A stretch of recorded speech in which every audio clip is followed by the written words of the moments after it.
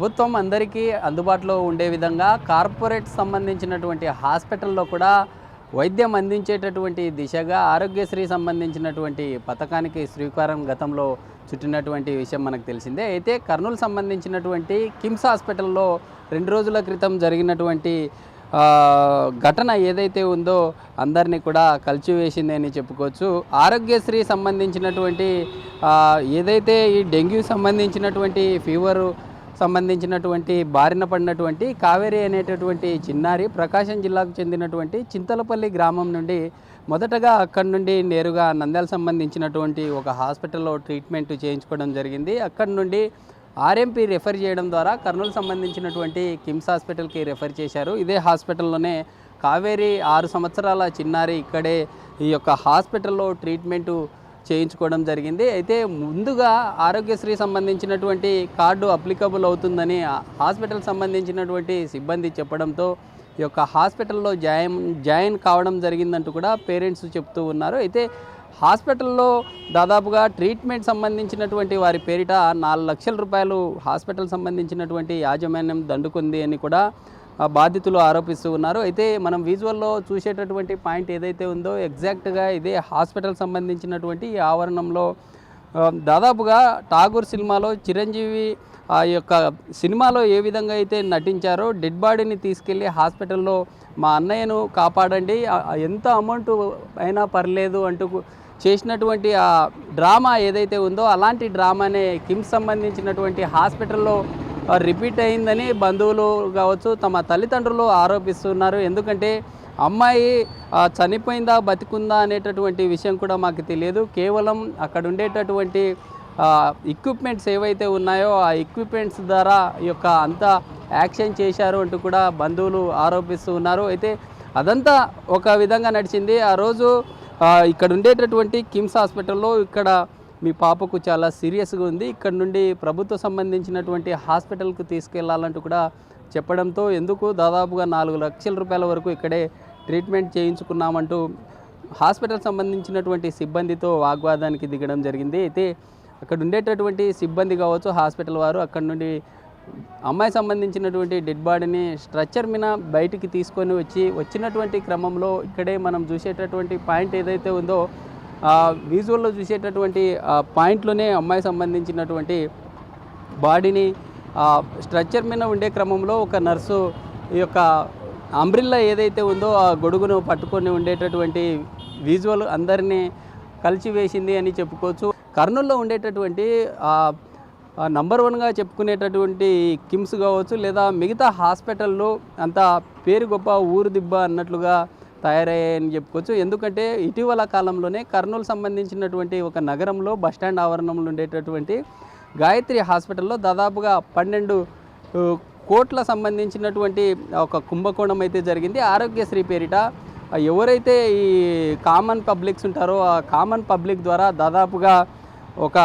Treatment జరగకున్నా treatment జరిగినట్లుగా చెప్పడం, treatment జరిగినట్లుగా చిత్రీకరించి ఈ యొక్క డబ్బులను మొత్తంగా ట్రాన్స్ఫర్ చేశారంటూ కూడా పూర్తి స్థాయిలో ఇటీవల ఏపీ సిఐడికి కూడా ఈ కేసును అప్పగించడం జరిగింది. ఆ హాస్పిటల్ను కూడా సీజ్ చేసినట్లుగా తెలుస్తోంది. అయితే ఈ కర్నూలు నగరంలో ఉండేటటువంటి ఈ హాస్పిటల్స్ పుట్టగొడుగుల్లా మారుతూ ఉన్నాయి. అయితే అధికారులు చూస్తూ కూడా ఎలాంటి చర్యలు చేపట్టడం లేదంటూ కూడా అనేక రకాలుగా విమర్శలు వినిపిస్తూ ఉన్నాయి. అయితే కిమ్స్ సంబంధించినటువంటి ఈ ఘటన సంబంధించి అధికారులు ఎలాంటి యాక్షన్ తీసుకోబోతూ ఉన్నారు, ఇప్పటికే జరిగినటువంటి ఘటనకు సంబంధించి అధికారులు ఎందుకు మాట్లాడలేనటువంటి పరిస్థితుల్లో ఉన్నారు, కిమ్స్ సంబంధించినటువంటి హాస్పిటల్ మామూలు మాయలో పడి అధికారులు సామాన్య సంబంధించినటువంటి ప్రజలు వచ్చి ప్రాణాలను పోగొట్టుకుంటున్నా ఎందుకు నోరు మెదపడం లేదు, ఇలాంటి వాటిపై ఖచ్చితంగా స్పందించాలంటూ కూడా అనేక రకాలుగా విమర్శలు వినిపిస్తున్నటువంటి పరిస్థితి అయితే క్లియర్గా కనిపిస్తూ ఉంది. అయితే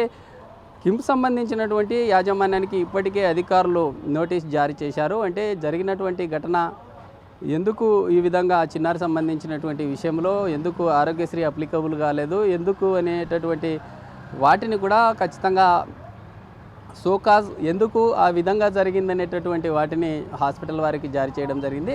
హాస్పిటల్ వారు కూడా కొత్త డ్రామాను తెర మీదకి తీసుకురావడం జరిగింది. ఎందుకంటే ఒక చిన్నారికి సంబంధించి డెంగ్యూ సంబంధించినటువంటి ఫీవర్తో వస్తే వివిధ రకాలైనటువంటి ఇతర సంబంధించినటువంటి వ్యాధులు ఉన్నాయంటూ కూడా ఆ యొక్క రిపోర్ట్లో ప్రభుత్వ సంబంధించినటువంటి జిల్లా అధికారులకు పంపించినట్లు తెలుస్తూ ఉంది. అధికారులు రానున్న రోజుల్లో కర్నూలు సంబంధించినటువంటి హాస్పిటల్ ఇలాంటి డ్రామాలు క్రియేట్ చేసి పేషెంట్ల నుండి డబ్బులు దండుకుంటున్నటువంటి హాస్పిటల్ మీద కొరడా జురిపించాలని పబ్లిక్ అయితే కోరుతున్న పరిస్థితి అయితే క్లియర్గా కనిపిస్తుంది. ఈ చిన్నారి ఘటనకు సంబంధించి నిర్లక్ష్యంగా వహించినటువంటి డాక్టర్లు హాస్పిటల్ మీద చర్యలు తీసుకోవాలని కోరుతున్న పరిస్థితి అయితే కనిపిస్తూ ఉంది.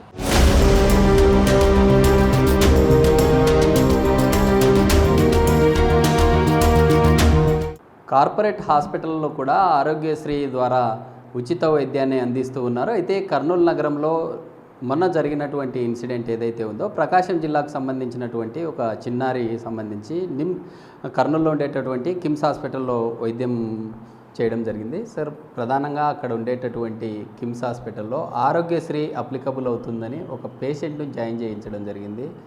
ఆ తర్వాత అమ్మాయి చనిపోయింది. 4 లక్షలు మేము ఖర్చు చేశామని బాధితులు చెప్తా ఉన్నారు. ఆరోగ్యశ్రీ ఎందుకు అప్లికబుల్ కాలేదు? హాస్పిటల్ సంబంధించినటువంటి యాజమాన్యం మీద ఎలాంటి చర్యలు తీసుకున్నారు? ఇప్పుడు కావేరి అనే పాప 6 సంవత్సరాల వయసు గల పాప గిద్దలూరు నుంచి కర్నూలుకు రావడం జరిగింది. సో ఆ పాపకు యాక్చువల్గా డెంగ్యూ ఉంది అని చెప్పేసి వీళ్ళు పేరెంట్స్ వాళ్ళు చెప్పడము. బట్ హాస్పిటల్లో డెంగ్యూకు మాత్రం ఖచ్చితంగా ఎన్టీఆర్ వైద్య సేవ అనేది వర్తిస్తుంది.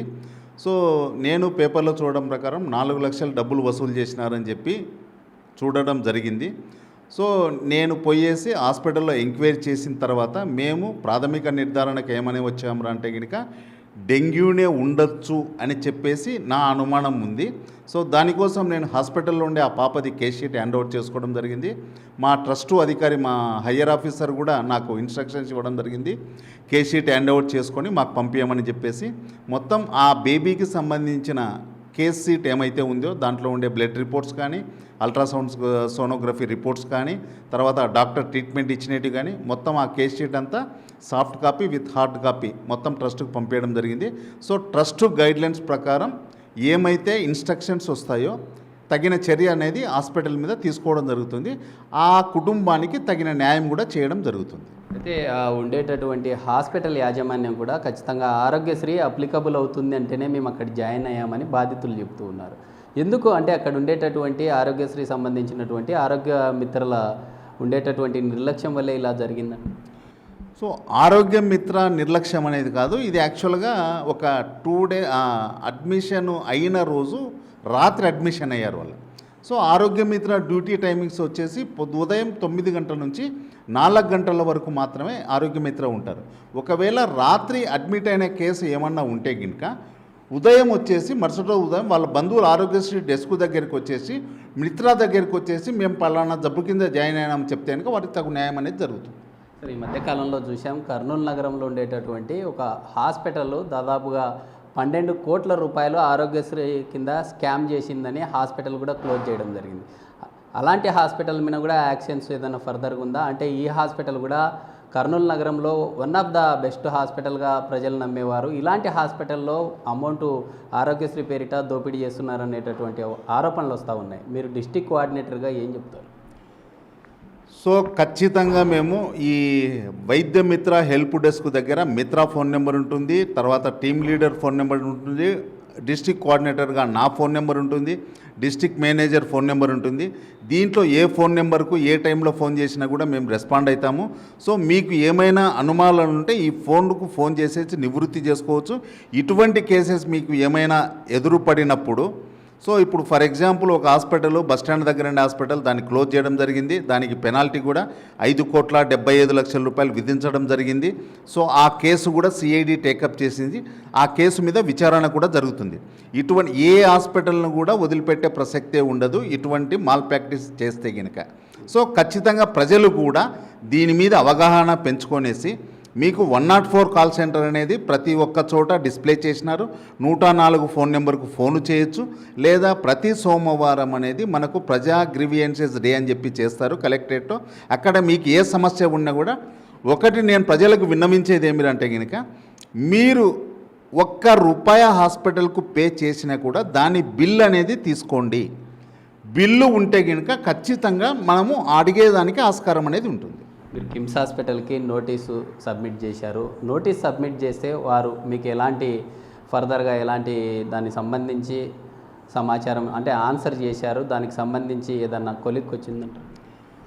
సో వాళ్ళు ఇచ్చిన డిసీజు ఒక విధంగా ఉందండి. అది మొత్తం వచ్చేసి ఒక 4-5 నేమ్స్తో ఇచ్చారు. సో దానికి ఏదో లివర్ డ్యామేజీ, తర్వాత నెక్స్ట్ ఆల్వియోలార్ డిస్ఫంక్షను, తర్వాత ఫెరిటిన్ హై లెవెలు అని చెప్పి ఇచ్చారు.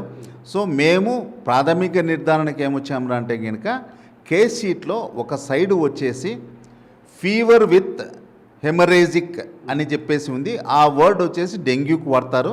సో దీని ప్రకారం దీని మీద తగు విచారణ పైన ట్రస్ట్ లెవెల్లో టీమ్ ఆఫ్ డాక్టర్స్ స్పెషలిస్టులు అందరు కూర్చొని డిసైడ్ చేసి వాళ్ళ మీద ఏం యాక్షన్ తీసుకోమంటే తీసుకుంటాం. అయితే దీనికి సంబంధించి జిల్లా సంబంధించినటువంటి అధికారులు ఏదన్నా ఒక కమిటీ వేసి ఆ హాస్పిటల్ సంబంధించి విచారణ ఏమన్నా చేపట్టడం స్పెషల్గా చేయడం జరిగిందండి? అది ఇంకా జరగలేదండి. ఓన్లీ నాకు మాత్రమే ఇన్స్ట్రక్షన్స్ ఇచ్చారు యాజ్ ఏ ఆరోగ్యశ్రీగా. సో నేను వచ్చేసి డిస్ట్రిక్ట్ కోఆర్డినేటర్గా నేను పోయి ప్రాథమిక విచారణ చేపట్టడం జరిగింది. నేను ఏమైతే విచారణ చేపట్టానో దాని ఫైండింగ్స్ వచ్చేసి నేను ట్రస్ట్కు తెలియజేయడం జరిగింది.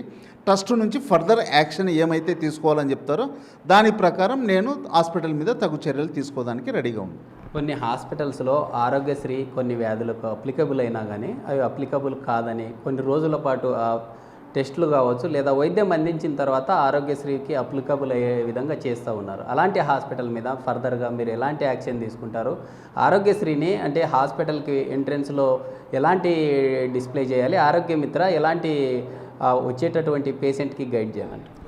సో ఇప్పుడు ఈ ప్రతి నెట్వర్క్ అంటే కనుక ఎన్టీఆర్ వైద్య సేవ కింద రిజిస్టర్ అయిన హాస్పిటల్స్కి అన్నిటికీ ఇన్స్ట్రక్షన్స్ ఇవ్వడం జరిగింది. సో మీ హాస్పిటల్లో ఆరోగ్యశ్రీ ఉండొచ్చు, కానీ ఒక డిసీజు ఒక డిపార్ట్మెంటు మీ హాస్పిటల్ రిజిస్టర్ కాకుండా ఉండొచ్చు. సో దానికోసం మేమేం చెప్పాలంటే కనుక పేషెంట్కు వీడియో కౌన్సిలింగ్ ఇవ్వాలా.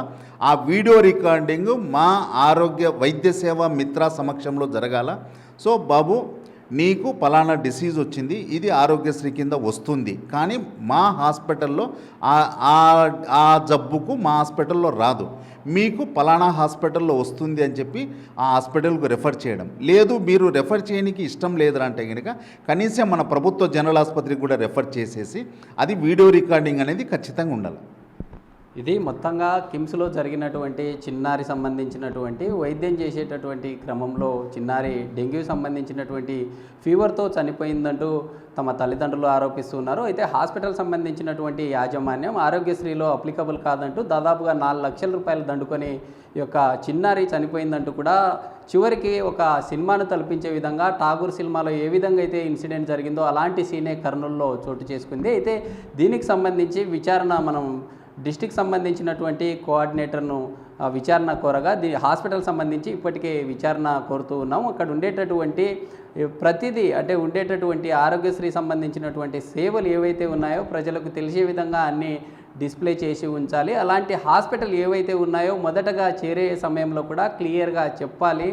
చెప్పనటువంటి క్రమం ఏదైతే ఉందో ఆరోగ్య మిత్ర కావచ్చు లేదా హాస్పిటల్ మీద కూడా ఖచ్చితంగా ఫర్దర్ యాక్షన్ తీసుకుంటామని కూడా తెలుపుతున్న పరిస్థితి. అయితే ఇలాంటి కర్నూలు నగరంలో ఉండేటటువంటి హాస్పిటల్స్ ఏవైతే ఉన్నాయో ఆరోగ్యశ్రీ పేరిట కోట్లు దండుకుంటూ ఉన్నాయి. అయితే ఇప్పటికే కర్నూలు నగరంలో ఉండేటటువంటి ఒక హాస్పిటల్ కూడా మూతపడినట్లుగా కూడా తెలుపుతున్న పరిస్థితి. రానున్న రోజుల్లో అలాంటి హాస్పిటల్ ఫ్రాడ్కి ఏవైతే పాల్పడుతున్నాయో వాటి మీద కూడా తక్షణమే చర్యలు చేపడతామంటూ కూడా బాధిత కుటుంబానికి జరిగినటువంటి అన్యాయం ఏదైతే ఉందో ఆ కుటుంబానికి కూడా ఆదుకుంటాము అని చెప్పి కూడా చెప్తున్న పరిస్థితి. న్యాయం చేస్తాము, హాస్పిటల్ సంబంధించినటువంటి ఆ ఎవిడెన్స్ ఏవైతే ఉన్నాయో వాటిని ఫర్దర్గా స్టడీ చేసి దీనికి సంబంధించి చర్యలు చేపడతామని కూడా తెలుపుతున్న పరిస్థితి. వీడియో జర్నలిస్ట్ రాజుతో శ్రీరామ్, బిగ్ టీవీ, కర్నూలు నుంచి.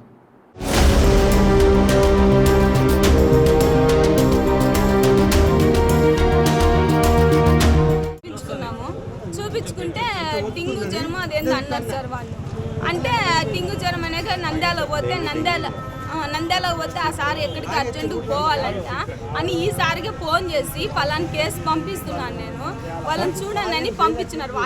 వాళ్ళే మాట్లాడుకొని ఆయన అడ్రస్ ఫోన్ నెంబర్ కూడా ఇచ్చి పంపించినాడు సార్. ఈసారికి వచ్చిన ఆడ బాగానే ఉన్నది, వాళ్ళు బాగా మాటలు గిట్లు పెట్టినారు, ఆడ మాట్లాడుతూనే ఉన్నది, చూస్తూనే ఉన్నది, బాగానే ఉన్నది. ఆడ 7 గంటలకేమో ప్రయాణం అయ్యి వచ్చినాము, అంబులెన్స్ మాట్లాడి పంపించినారు వాళ్ళే.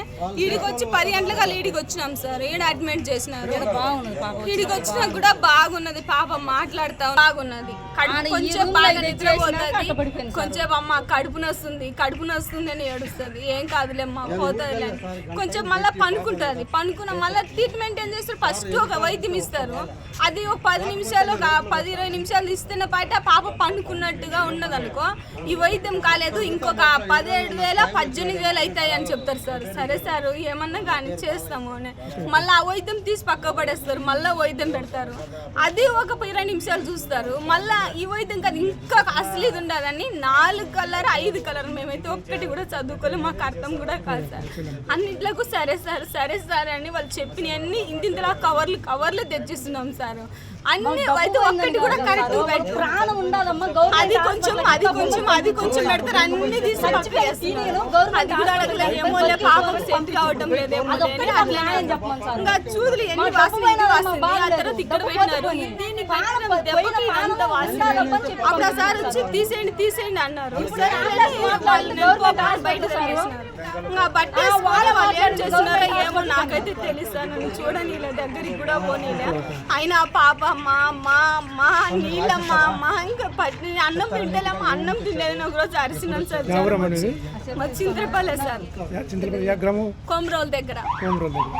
కడుపులో నీళ్ళని వాళ్ళని కూడా మాట్లాడితేనే బాగానే ఉన్నారు సార్. కొంచెం ఒక 10 నువ్వు ఇప్పుడు నిలబడి అని చెప్పు కూడా లేదు. అంతలోకి ఎందుకో ఒక 20 మంది కూడా పోవటం రావటం చేస్తుంటే భయం వేస్తుంది. మా నాన్నలు అందరూ బయట నిలబెట్టించినారు, వాళ్ళు నన్ను మొత్తానే లోపల ఉంచినారు. వాళ్ళందరిని పిలిచి నాన్న ఏమో భయం వేస్తుంది నాన్న, వాళ్ళు మయంగా తిరుగుతున్నారు లోపలికి అని చెప్పినాను. సరేలేని మళ్ళీ ఒక అర్ధగంటకు పిలిచినారు వాళ్ళని. పాప కోమలేగా గుండె ఆగిపోయినది, అందుకే డబల్ ఏసీలకి ఎత్తకపోతున్నామన్నారు. అప్పుడు పోయేటప్పుడు బాగానే ఉన్నది, ఏడించి ఎత్తపోయినారు ఆడికి కూడా. అప్పుడు కూడా ఏడుచుకుంటానే అరుచుకుంటానే పోయింది, చూడనీలే దగ్గరికి కూడా రానిలన్న పాపని. అనిచ్చి అడిగి పోయిన ఒక 10 నిమిషాల వరకు దాంతో కూడా అరుస్తానే ఉన్నది. నిలబడగాకు పో అంటున్నారు. అయినా కానీ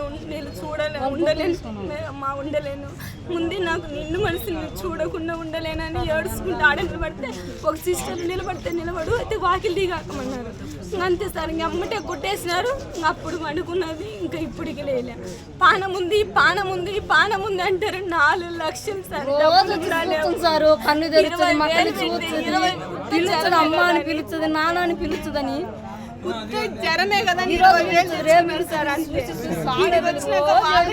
ఫోన్ చేసి దండాలు పెట్టి ఫోన్ పే చేసి వాళ్ళకి ఇస్తాం సార్. మొబైల్ కూడా సార్ ఎంతనో కొట్టుకోండి సార్ బిల్లు, మాకు తెలియదు అంటే వాళ్ళు కొట్టిస్తే మేము లాక్ తీసిస్తాం సార్. అంత తప్పనిచ్చి ఇంకేం లేదు. అప్పుడు పాన ఉంది అన్నారు. పొద్దున కూడా దండ పెట్టండి కాళ్ళు అనుకుంటా సార్. పానం ఉందో లేదు ఒక్క మాట చెప్పు సార్. రాత్రి మయంగా నవ్వుతున్నానంటే వీళ్ళందరూ ఏడుస్తున్నారు. బెడ్ పోతుందని ఏడుస్తుంటే నేను మయంగా నవ్వుతున్నానంట. వీళ్ళందరూ టెన్షన్ పడితే ఏమవుతుంది అంటే 4 లక్షలైంది సార్. 4 లక్షలైంది. ఇంకెంతో అయింది. 2 లక్షల వరకు క్యాష్ వాళ్ళు తెచ్చుకున్నాం, కట్టినాం సార్. తర్వాత సారు బీదోళం సారు, మాకు లేవు, మేము గంగిరెద్రోళం సారు. దాంతో నుంచి కొంచెం అదే ఆదర్శి కార్డు సార్, అది కొంచెం హెల్ప్ చేయండి అని అంటే. చాలా సీరియస్ కేసు ఇది, మేము సంవత్సరమైంది ఆదర్శి కార్డు మానుకొని. కాబట్టి గవర్నమెంట్ నుంచి డబ్బులు వేయరంట, గవర్నమెంట్ వాళ్ళు వేయరు, ఎత్తుకో గవర్నమెంట్ హాస్పిటల్ కాబట్టి అన్నారు. అప్పటికి కూడా నేను ఏమో సరే సార్ ఎక్కడో తెస్తాను, నా పాప నాకుంటే చాలని మళ్ళీ ఏడ్చుకుంటేనే బయటికి విన్నాం.